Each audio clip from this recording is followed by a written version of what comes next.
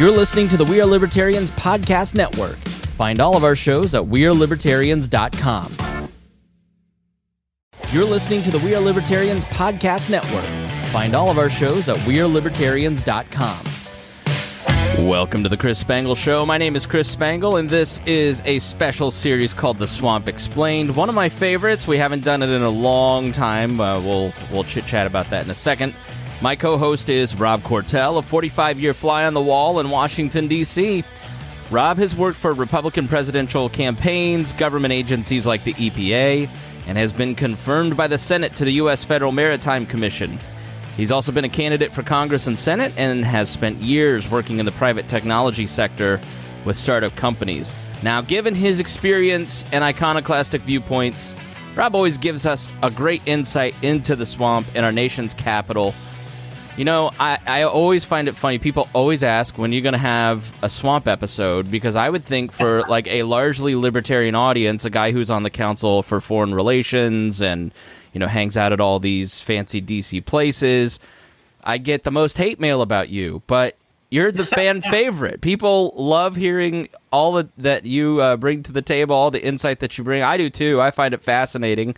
You know, if you're new to this series, there's a separate feed, The Swamp Explained. You can go check out the past episodes and you know, Rob's stories about George H.W. Bush and, you know, Nixon and working for the EPA. It's all fascinating stuff, Rob. And yeah, it's always interesting because I'm always like, when is the Council of Foreign Relations guy going to be back?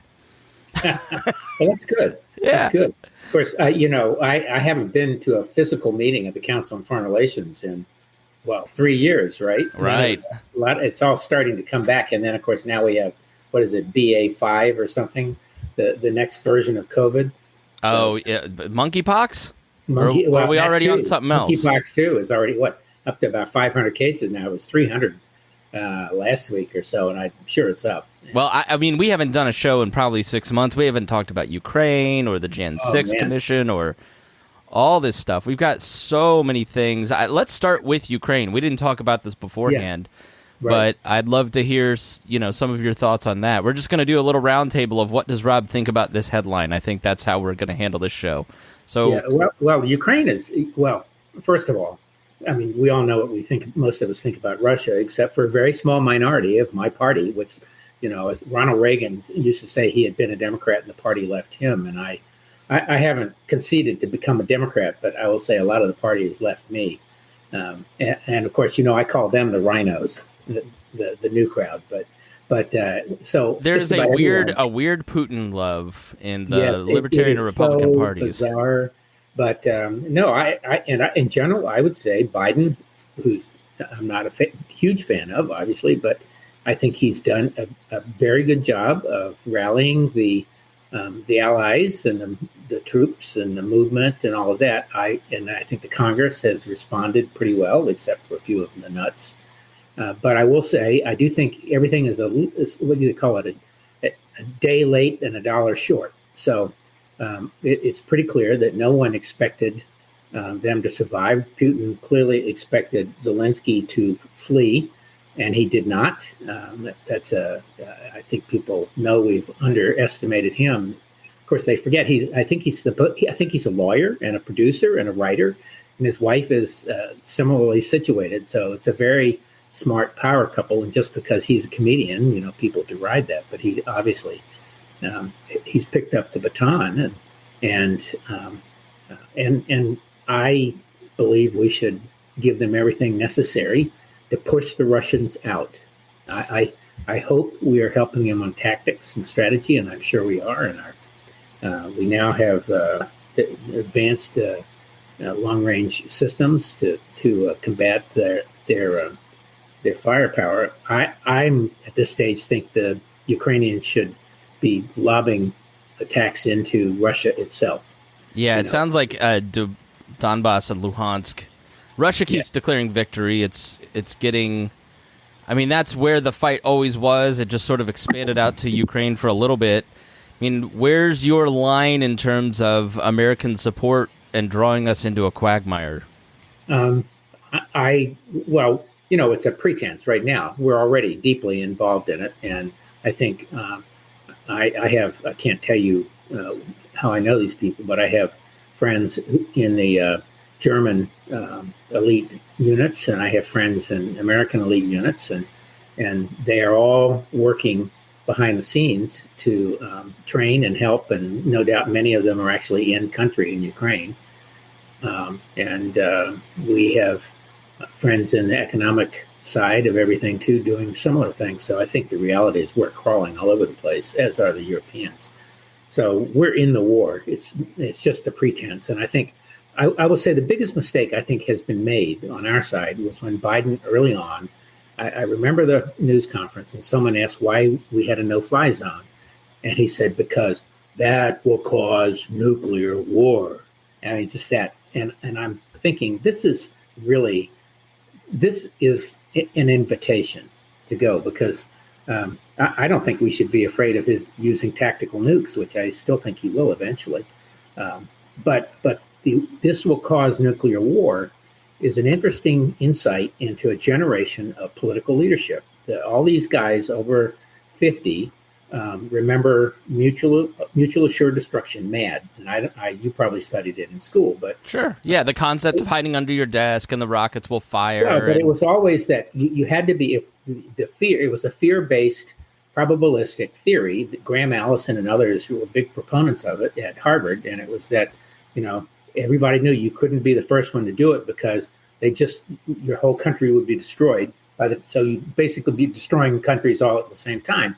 And I remember when Ronald Reagan said, "Why don't we have a shield?" And of course, everybody derides the shield, and meaning something to shoot them out of the sky. Yeah, well, Star Wars was it? Yeah, Star Wars, but it is, and it's taken 20, 30, almost 40 years. And actually, think about Iron Dome in Israel, and now the Ukrainians are able to shoot some of these guys out, and we can do some of this too. So it's that's probably so mutual assured destruction died about 35 years ago.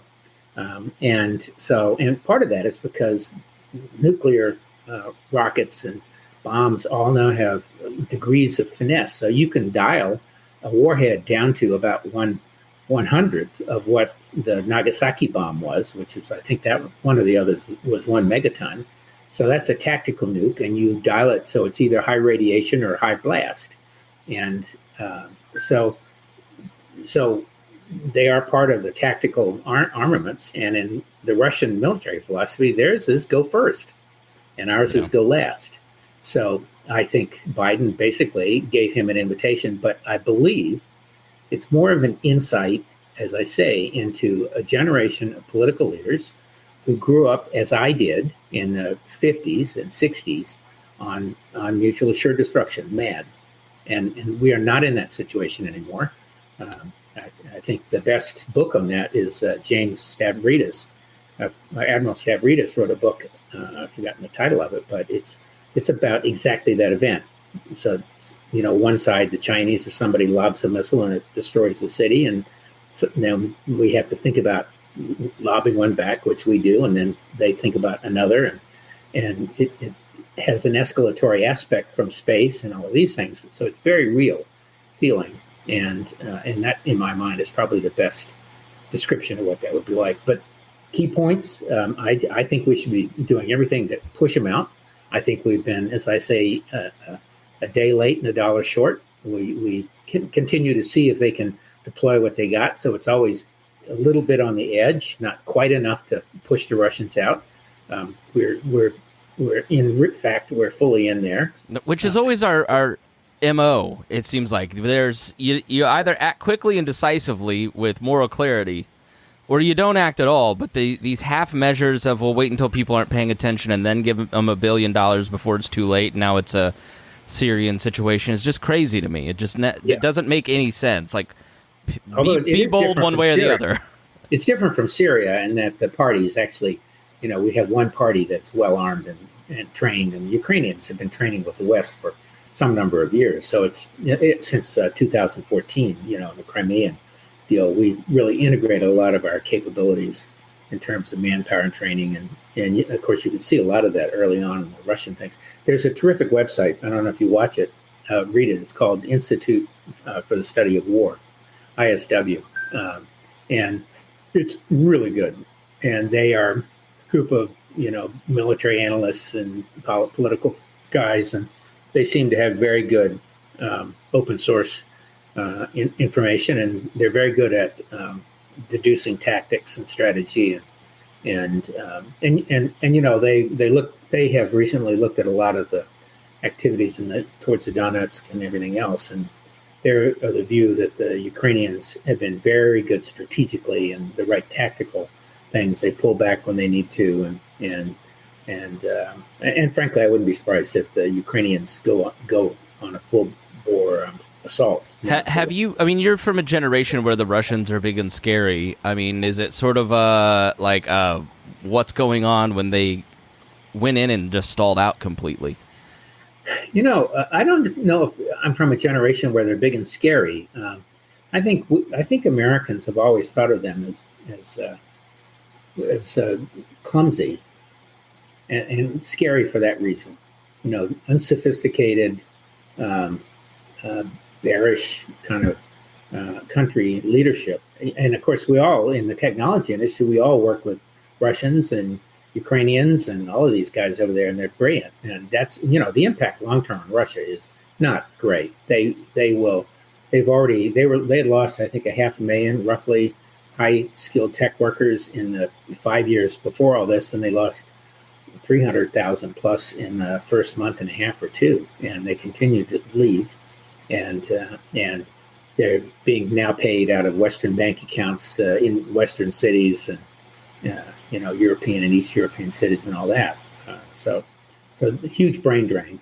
But we have a close friend here who ran a significant tech incubator and also involved with a significant political effort from Emma Bloomberg, daughter of, and his wife is Russian and just delightful and a decision analyst, and came over at 18 or 19, and she says that you can talk to older people in Russia on the phone.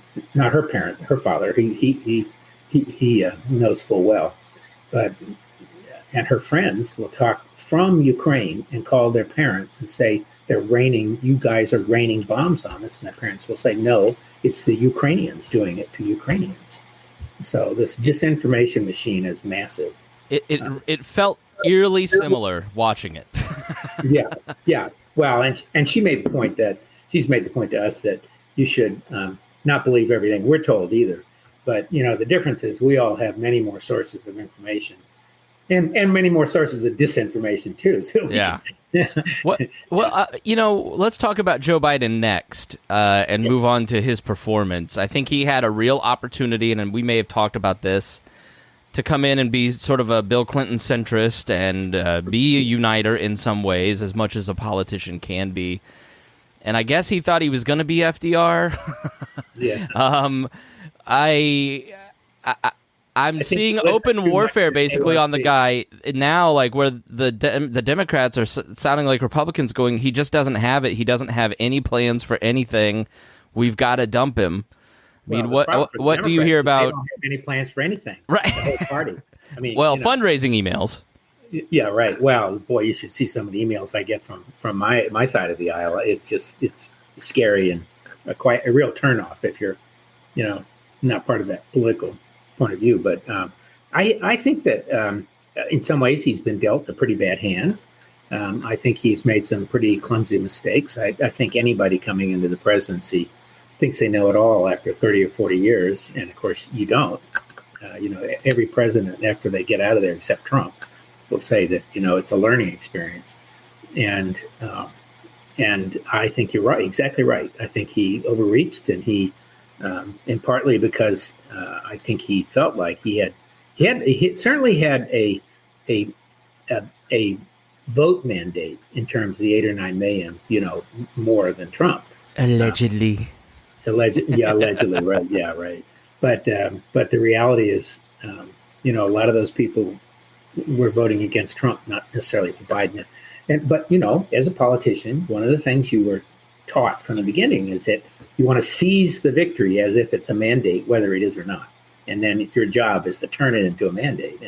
And he clearly hasn't. I do think it's a bad hand. You have the Ukrainian war, and we know that affects oil prices, which affects gas prices, which affects everything else. And then the Russians and the food, and that's a problem. And we have people who don't want to help, our supposed neutral ally, India, and the Chinese are cozied up, taking advantage of it all. They're opportunists, which I suppose if you were those societies, you would want to be. But I haven't seen today's job report, but I think things are slowing, and it is likely to be a bloodbath for the Democrats, I think, because of this. And of course, he is, what is he, 70, 78 or something? He's 70? Almost 80, yeah. I mean, I don't know how he runs again, but if he doesn't run again, it becomes a bloodbath for that nomination. It certainly is not going to be Kamala. No. So I don't know that they have any choice but to run him again, and I just don't think he has a campaign in him. He didn't really have a campaign in him last time. Yeah. Well, remember he ran the last time because he felt there wasn't anybody who could beat Trump. And you and I, on one of our shows, I said, and you agreed, that the only guy who could beat Trump was going to be Biden. Yeah. That was before he really jumped in, and I think we were correct about that because he did feel safe. And it reminded me at the time, I told, I can't remember who, it was one of my pollster friends on the Democrat side. What you should be thinking about is the Warren G. Harding slogan, which is a return to normalcy. I think it was Harding. And after Coolidge, or it may have been Coolidge, but one of those two, return to normalcy. And that's really what people want. And then, of course, COVID hasn't gone away, and we can't make it go away. We can't wish it away. I think they've made some mistakes again on further rollouts of vaccines. I do think that he, like Trump, has been unable to deal with the CDC or FDA and get them to modernize. And they're still in reactive mode based on what happened 15, 20 years ago when they rolled out some drugs vaccines that backfired. And so, but these are not normal times. We're living one of those periods. What do the Chinese say? May you live in interesting times, but I've got to tell you, I'm a curse, right? Yeah. It's a curse. Right? Yeah, it does feel like since 2007. I said this recently on a show. Like Reagan was asking what it was like before.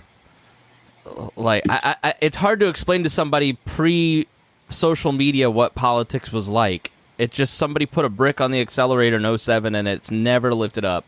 No, you wake up this morning and the longest-serving Japanese prime minister, Abe's been assassinated in a country where it's very difficult to find guns. Well, we know that's going to play to the anti-gun crowd, the pro-gun crowd. They're going to say, look at Japan, where it's almost impossible to get a gun, where you have to go for a full day's training and licensing and periodic checks of your guns and weapons. And this guy made his own gun, apparently. At least that's what it looked like this morning on the tube. And so actually, back to Biden for a minute, this is an area where I know he hoped to get a little bump just from the gun legislation, but, it was so relatively trivial. It'll have some effect, but there's no bump anywhere. I guess you could argue there's no negative. Same with infrastructure. I mean, he just every time he thinks he's got to win, something else in the news cycle kind of steals it. Yeah, I think that's right. And that of course brings me to Buttigieg and others who could pick up the mantle and be,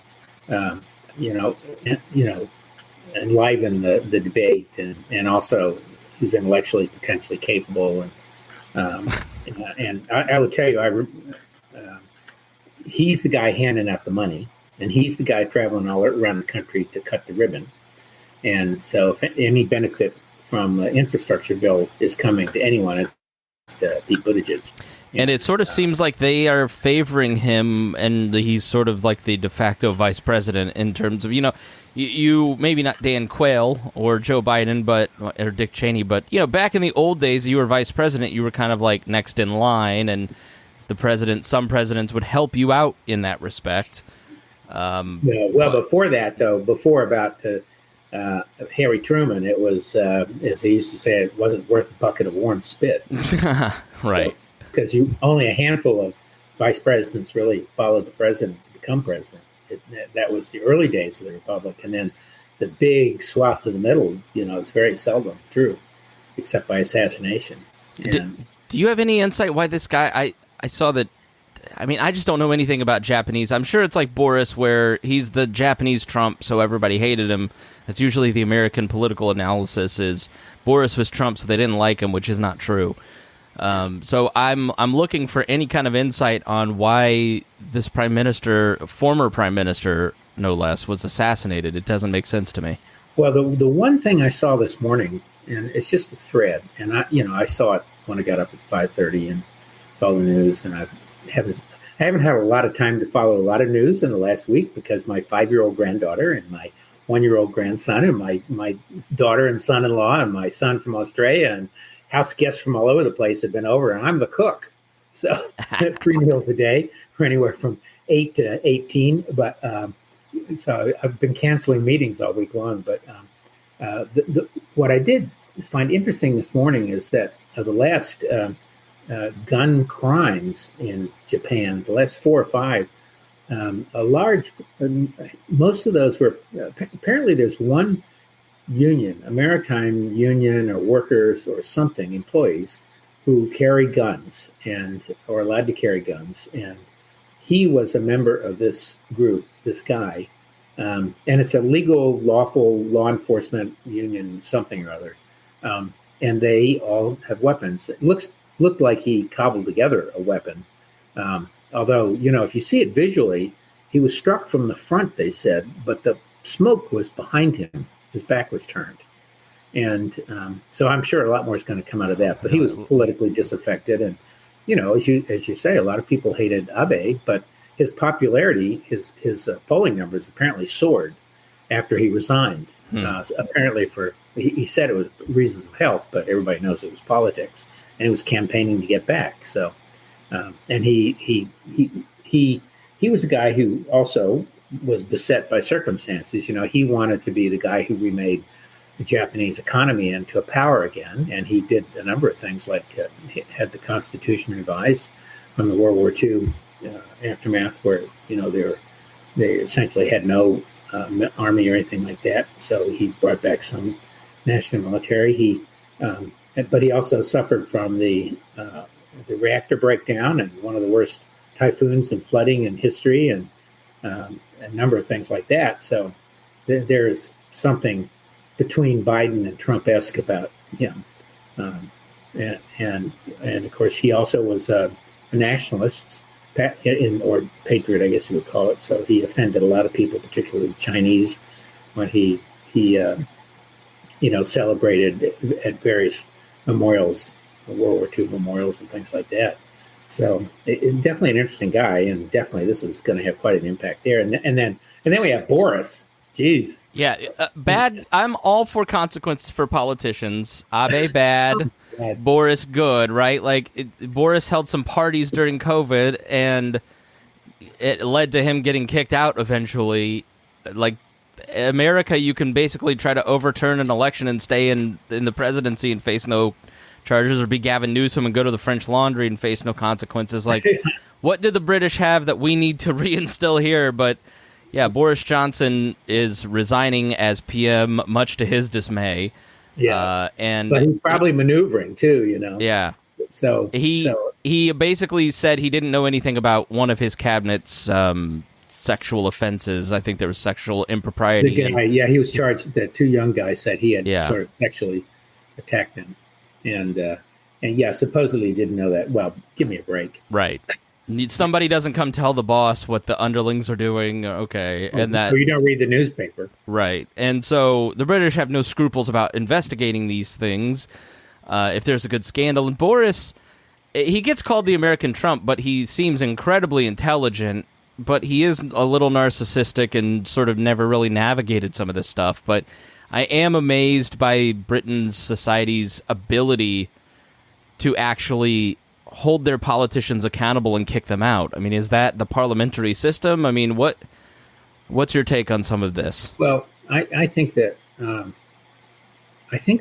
difference between the British parliamentary system and ours is that if all of the cabinet officers and government officials come out of the parliament itself, so they have each their own independent constituency. So you can never imagine a cabinet resigning in the United States, although in fact that has happened periodically.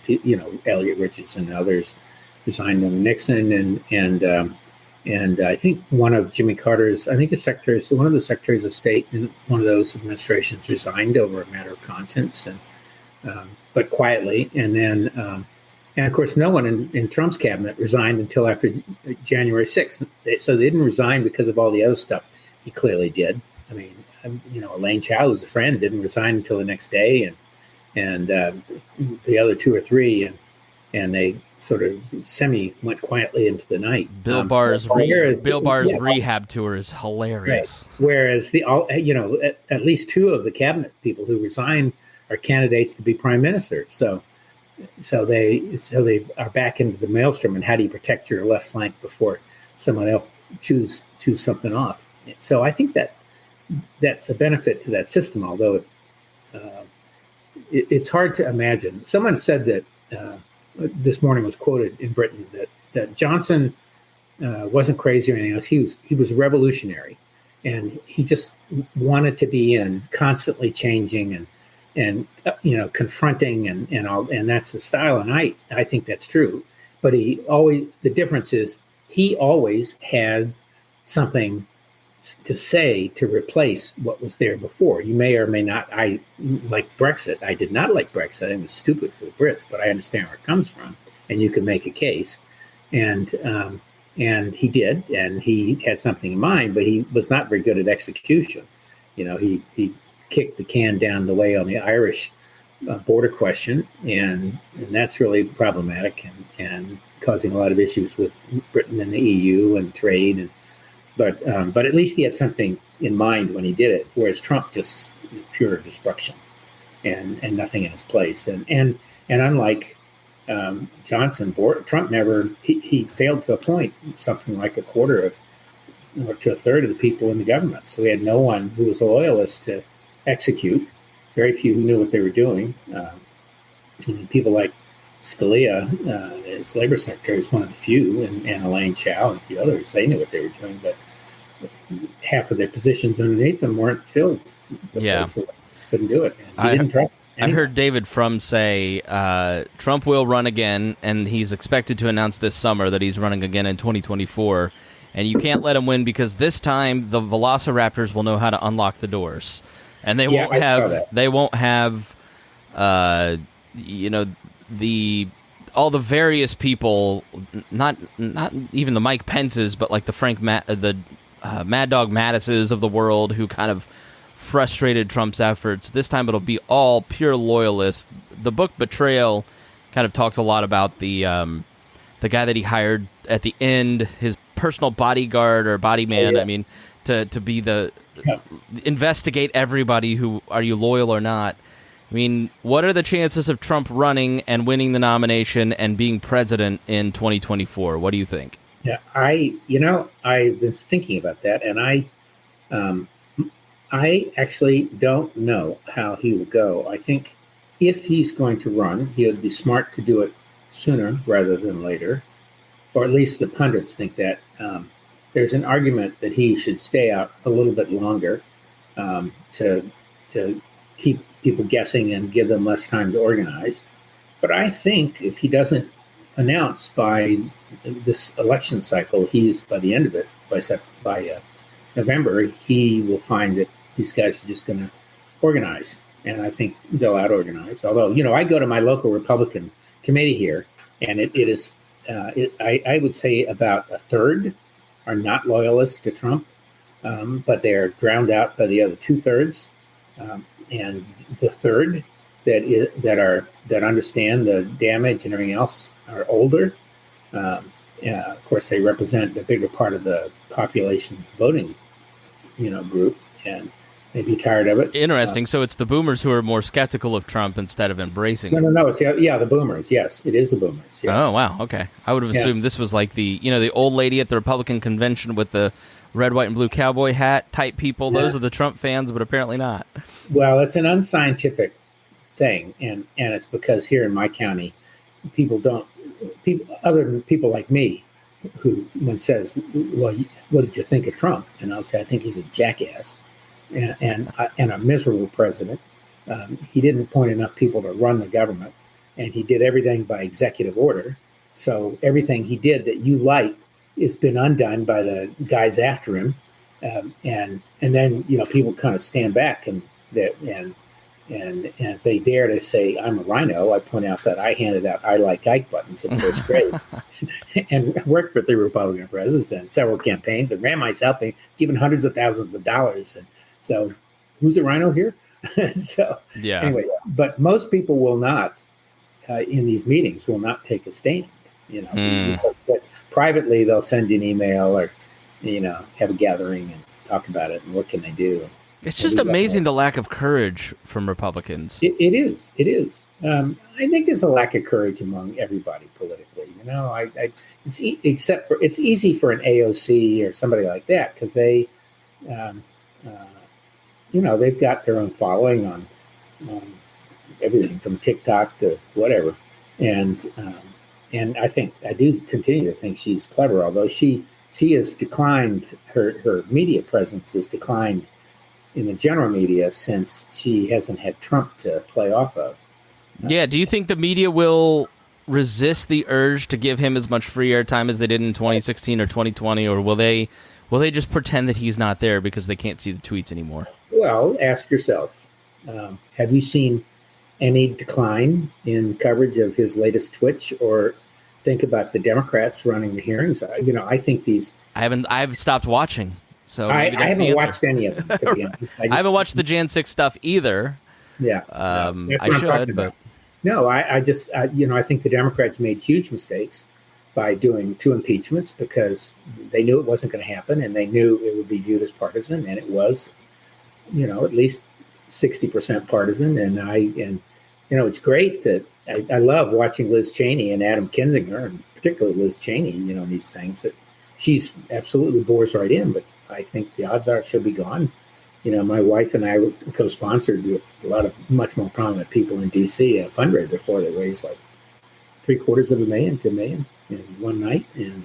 But it was all the same crowd, people who were friends of ours from, Bush and Ford and Reagan administrations way back, and some Democrats. So I think unless you can get the Democrats to cross over, which is what your buddy Evan McMullin is doing with some success in his race for Senate, and so we'll see what happens there too. And periodically you hear noises about a third party. I continue to think that's very difficult to do. If I were going to form a third party, I'd call it the Independence Party. Not independence, but independence. Yeah. And grab that line and just be anybody who doesn't want to be a Republican or Democrat that can be in there. And the party platform is civility and open debate. And so that would be really interesting. Do you think it's more likely that he gets indicted by the January 6th commission or that No. he wins the nomination? I think it's more likely that he gets indicted by the Georgia grand jury, which is the best one I've seen, which is operating kind of sub rosa, and they're doing their thing, although the Georgia legislature is taking up legislation to prevent them from doing it. And people should be more outraged about that, because that's county and the prosecutor there is doing the work of going after stuff that would be breaking state law, which is when he went in and asked for 10,200 whatever. He literally did what he accused Biden of doing. It was hilarious. Okay. Totally. And I think that it's possible that it'd be interesting. Maybe Kemp would veto, or somebody would veto anything the legislature came with because of what Trump has done to them. Yeah. So if one hopes to see Trump indicted and convicted of something, I think the best hope is the Georgia effort. I guess I don't know any hardcore Trump fans except for like a couple people maybe on my page, but there's a lot of Mitch Daniels Republicans, but I know a lot of Mike Pence Republicans. I know a lot of, even QAnon Republicans, and they're not Well, they never liked Trump anyways. The Pence people are all religious, so they never were crazy about Trump. The Mitch Daniels Republicans, the Mike Pence Republicans, and even just your grassroots, I listen to talk radio type Republican, all saw Trump as a means to an end, which was Roe v. Wade. The religious ones. Right. And they are as tired of the BS as anybody, but they want to punish the left. They want to protect themselves from the left and these broader narratives, but they're all willing to toss Trump out. You've seen Alex Jones even say it, like, Joe Rogan's like, I don't want to help him. I don't want him on my podcast. I think anybody with a brain looks at Donald Trump and knows this person shouldn't be in power, shouldn't have access to power. Even if you want to dismiss January 6th, in your heart of hearts, you know that the critics like Liz Cheney are right. Like even the most ardent conspiracy theorists, libertarians who are like, oh, January 6th was no big deal, they'll privately kind of tell you, yeah, but that was a bit far. So I just can't imagine that Donald Trump, he served his purpose, and he does have a cult-like following, but once you get to the primaries, I mean, his strength in these Georgia primaries with people like Kemp and Raffensperger, he had no effect on those races. And so you start to see across the nation and Virginia and your governor's race with Youngkin, like you start to see that he doesn't really have the teeth. He's sort of like Russia. Everybody's sort of scared of Russia until they invade and run out of gas. So the guy that I think Democrats should be, worried about is Ron DeSantis. And I think as a country, I mean, Ron DeSantis is right, very right on some things and very wrong on a lot of other things, and very willing. He's a Republican progressive. He's willing to use the state to force other people to live his vision of government. Absolutely. And he's not a conservative. He's not a conservative in that he's conserving the natural rights tradition of the Constitution. He's a progressive. Yeah. Even if culturally he feels right to a lot of those of us on the right. So I had a funny, I've been saying for 6 months that DeSantis is the next president. And my bet would be Nikki Haley, probably, although she's pretty close. She's a Southerner also, although he doesn't act like a Southerner, would be the VP. But I was at an event at Yale, my graduate school, about 3 weeks ago, and a friend of mine who's about 15 years younger and has been very active in politics and successful in that community. And I won't give too many hints more than that because I predict identity, but he's a liberal Democrat, and he comes up and says, Rob, DeSantis is the next president. And I'm thinking, whoa, a liberal Democrat is telling me that too. And I said, and what do you think about that? And he said, well, it could be a lot worse. He said, this is a guy who read 90 medical reports about COVID and then applied XYZ theory of probability on outcomes, and he won. And I've forgotten what probability theory it was, but it was something we all learned in business school. And I think that's true. I do not like him because he also is a basic ass and picks these fights. But many of these fights have two sides.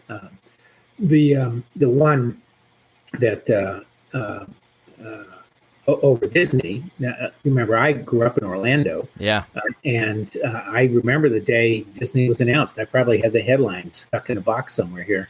And the deal with the state that Walt and Roy Disney struck was that they would get a tax. They would have their own district, so they could raise their own taxes. They'd be a municipality. They would charge municipal services, so on and so on and so forth. And everybody was happy about that because it was 40,000 jobs or something coming in, and development, and billions and billions and billions and billions of dollars, and other kinds of tax revenues and restaurants and so forth. And it was unique in its size, although there are another half dozen similar ventures, similarly situated ventures, commercial ventures in Florida. So one could say, in terms of good government, is this a good thing to be doing, or should they be part of a local thing, or is it their own private property, and should they have to go through local zoning, this and that? So I think there's a reasonable debate. It's just that it's just $1 billion tax increase, basically, on local citizens. Absolutely, it is. And that's just he has said that will not happen. He has said that the state will take care of that. but that has not happened yet. Right. And there's time before this goes into effect, but they will have to pick up the bonds. And I'm sure he'll figure out some way to do it. He's smart. It's the guy who's Yale undergrad, Harvard Law School. He's smart enough to pick up the phone and call one of his friends from Goldman Sachs to work it out. That's the thing. It's the constant tinkering. Yeah. It's anti-Hayekian, which is why I'm opposed to it. We lost Rob here. Let's take a quick break here on the Chris Spangle Show. Thank you for joining us. Rob will be right back. He must have accidentally hit the button here. So stay tuned here on the Chris Spangle Show. We're going to finish talking about we're going to talk about abortion. We'll be right back. Welcome back to the Chris Spangle Show. We've got Rob. He must have, what'd you do, accidentally hit the button there? And I have the feeling my power went off for a minute. Yeah, I've been having that too. We've been having a lot of blinks. But yeah, to finish our DeSantis conversation, I mean, he feels right because in the same way that Trump didn't accept, I won't accept your narrative, I'm going to create my own, and now you have to respond to me, feels so good to conservatives after so long because the Daily Wire is more powerful than the New York Times in a lot of ways. And, the idea that somehow the mainstream media still has the same power that it did 5 years ago, 10 years ago, 20 years ago. Human Events was the first conservative magazine and was, complaining about the media in the 40s. Like, this is the long-standing gripe from the right. But they've built their own escape hatches. But DeSantis, that still ticks. That still feels right. That he punches the right people in the face and makes them cry. Well, and that is so much more powerful to people on the right now than any kind of ideology. Well, and it's an appeal to populism and all that, and I will say I do think it's smart that Biden does not frequently attack Trump or even acknowledge that he's around. I do think that the decibel level has modulated a little bit, still way too high, but I think the peaks have modulated, and that's a good thing. And people like DeSantis start to feel like they're pushing the peaks up again. But he's a smart guy, and I, I don't see. I sure as hell wouldn't want to see what's his name, Ted Cruz, who's as nasty as they come. And one would hope that somebody like DeSantis, if he wins, would actually do what Trump said he would do when he became president, which is he'll be presidential, which he could never quite reach. No, don't fall for it. Absolutely, I haven't fallen for it. Well, in your long political career, did you ever think seriously that Roe v. Wade would be overturned? Well, it does not surprise me, and it does not surprise me that 3 justices lied in their hearings. If they really wanted to do something, seriously wanted to do something, the Democrats in the House should move to impeach the 3 Trump justices for lying, and they don't even really have to prove what benefit would that serve, though?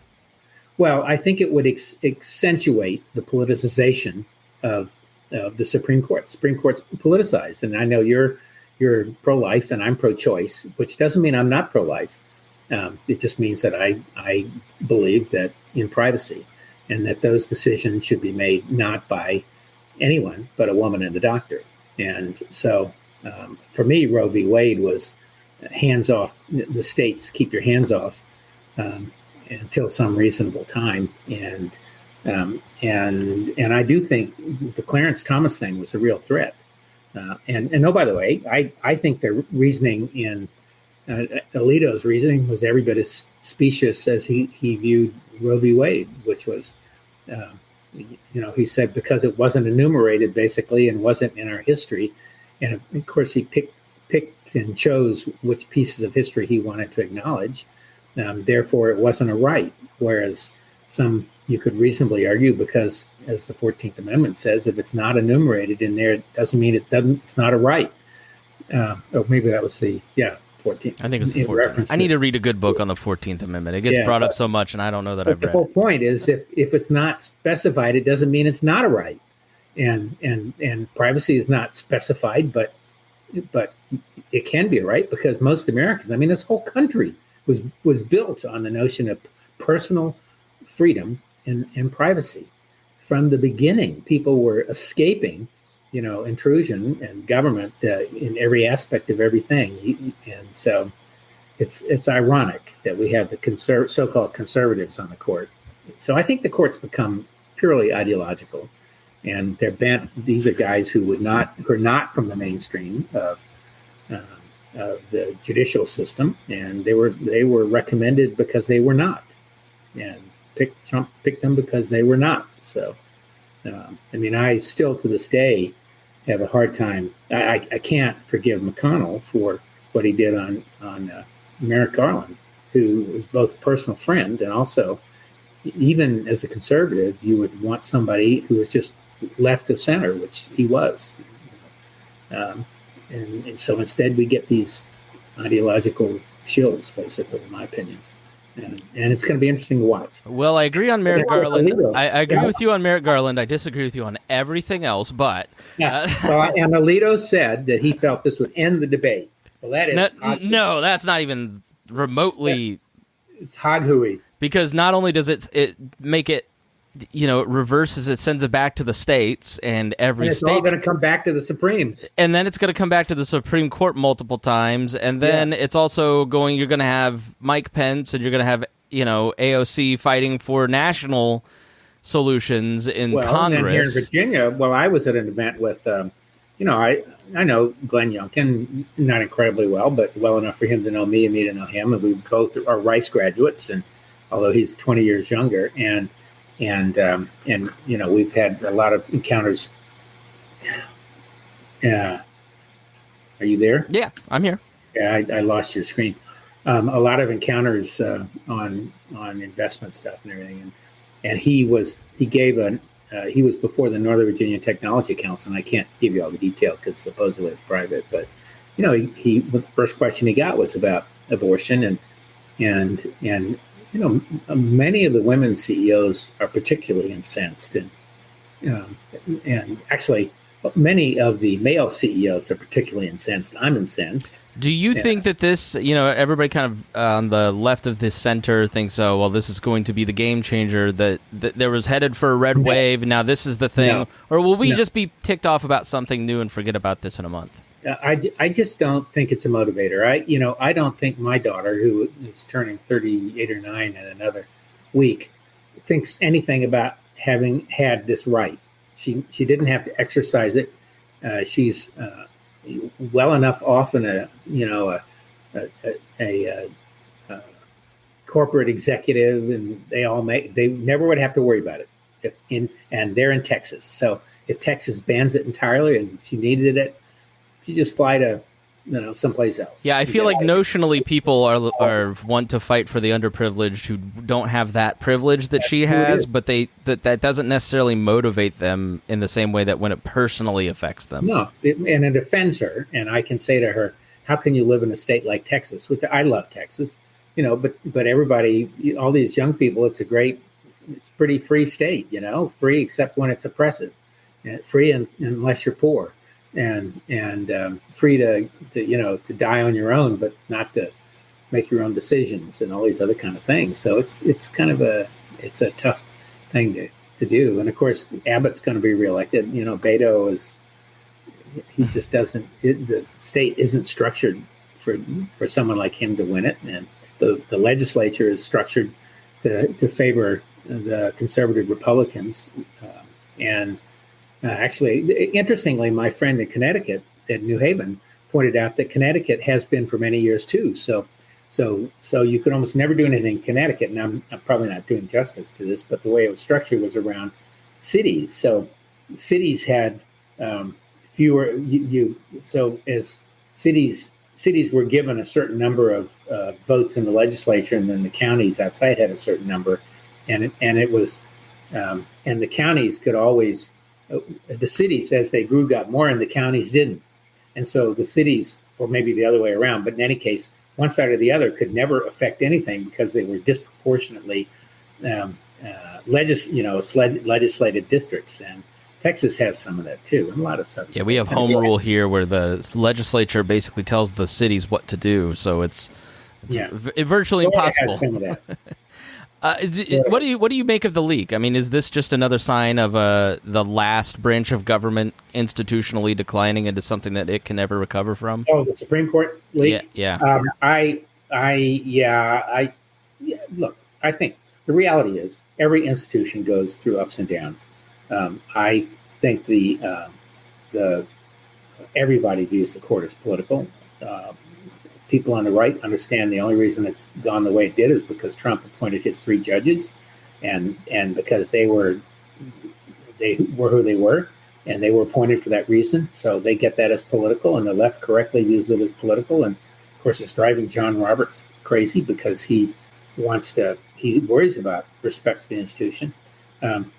In a few years, Thomas will die off, and a couple others will die off, and one would hope that happened during a more moderate regime, and the court moved back towards the center, like most people in the population of the United States. Everybody is really falls around the center. It is a bell curve,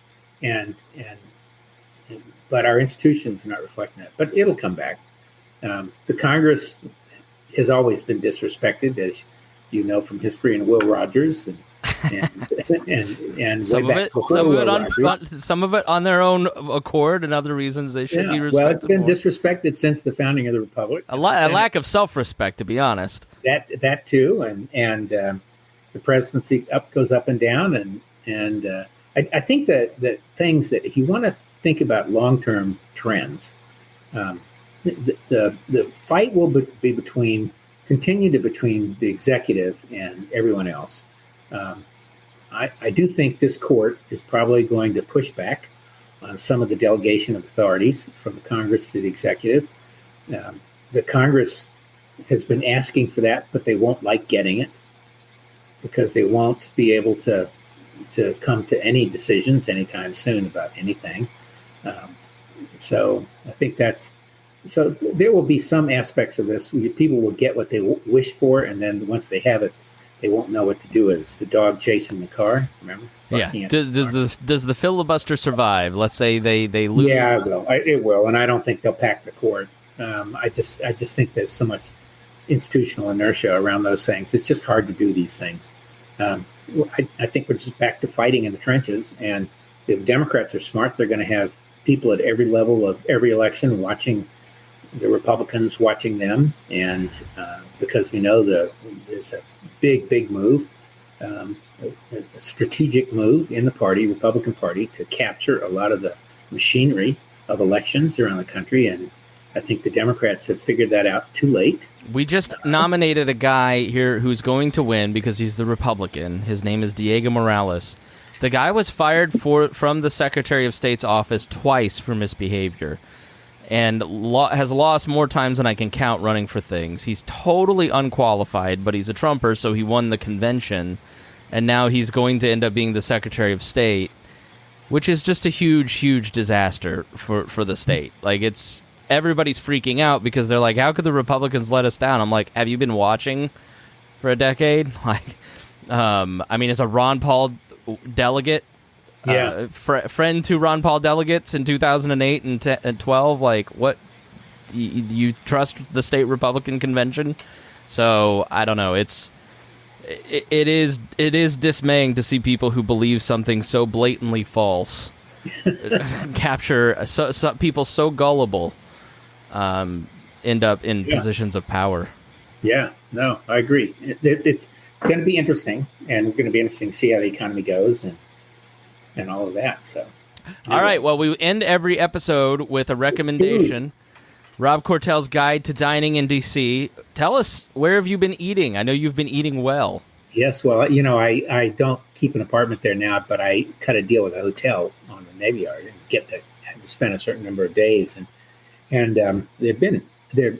I took my son, the chef, up there, the chef in Sydney, Australia, and anybody who's listening who goes to Sydney, make sure you stop at Tequila Mockingbird. That's his current restaurant. He's opening another one. It's Argentinian in about 6 months, but there's a very, very good chef, Enrique Amato or something. But I think one time I mentioned his restaurant, 7 Reasons, but he has recently opened a restaurant called Imperfecto, down at about 23rd and L in the heart of downtown, which just got a Michelin star in its first year. And I will say it may be the best new restaurant I've eaten in a long time in D.C. There are a couple others that are really good. I tried about 2 weeks ago, a place, Spanish seafood called Morisco's, 1133. It's like 11th and 1133, 9th or 10th. So that puts it at about A, B, C, D, E, F, G, H, I, J, K, and maybe L. And it's Mexican seafood and much less expensive than Imperfecto, which is very expensive. And then there was another really interesting one called Immigrant Food, right down in the heart of downtown Washington, that during the daytime is sort of a lunch counter and everything else. And then at nighttime, they set it up as a full-fledged restaurant. And they do this sort of fusion of Asian and other cultures into the food. And it also is just terrific. So those three, Imperfecto, high-end, Morisco's, 1133, Mexican seafood, and Immigrant Food, I would say, have been absolutely not disappointed. And if people are there. And, of course, as I say, go to Sydney, too. And one last thing. For anybody who's got grandchildren, I just, my granddaughter likes waffles. Uh-huh. And I was reading an article the other day, and they mentioned a Lego waffle machine. So there is a waffle maker that you pour in all the stuff, and it prints Legos, like 1s, 2s, and 4s. And I did it this morning for a 6, a 5, and a 4-year-old, and they were just beside themselves. And then I left my son straggled out of bed at 10, and we left him a plate. I constructed, a house of Legos for my 35-year-old son. That's funny. Yeah, I'm looking. I can share the screen here, I think. Yeah. It's a blast, and it's not very expensive. No, you can make a little house. There you go. That's what I made. Oh, I didn't see them on the wheels. Boy, I should do that.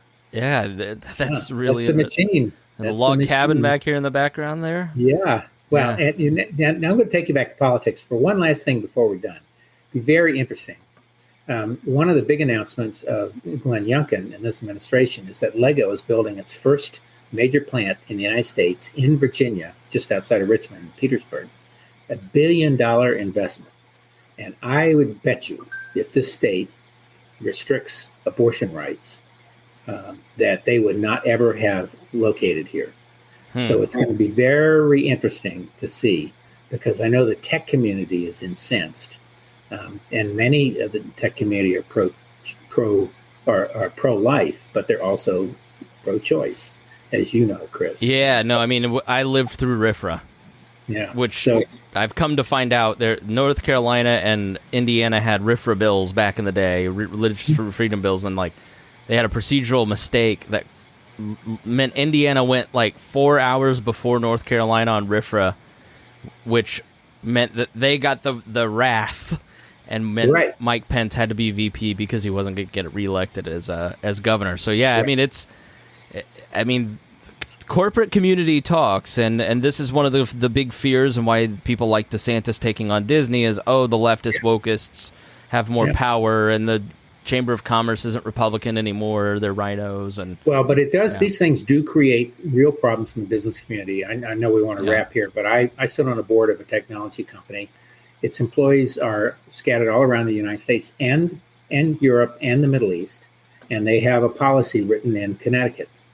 And under that policy, they can't give benefits that a state forbids. So they're going to have employees who might have a benefit here and not a benefit there, reproductive freedom and all that kind of stuff, and it could go further.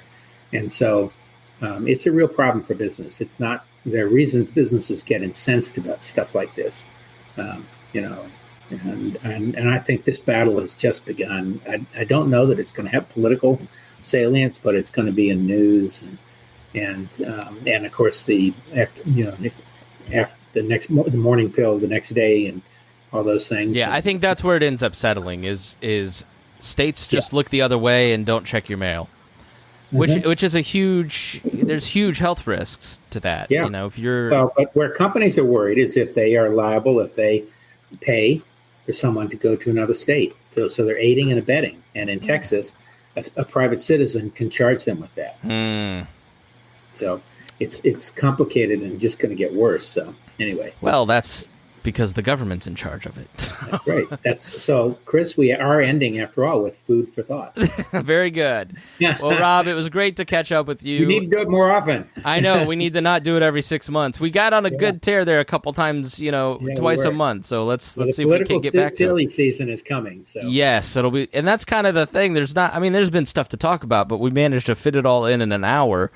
But you and I really love the ground game of politics, and it's just sort of mercifully I think been. You and I like the ironies of the whole thing too. All right, Rob Quartel, thanks so much for joining me. Listeners, thank you so much for joining me here. And if you enjoyed this, if you got something out of it, then we always ask you to share with a friend. That is how podcasts grow. All right, take care, and we will talk to you very soon. Totally fun. Thank you.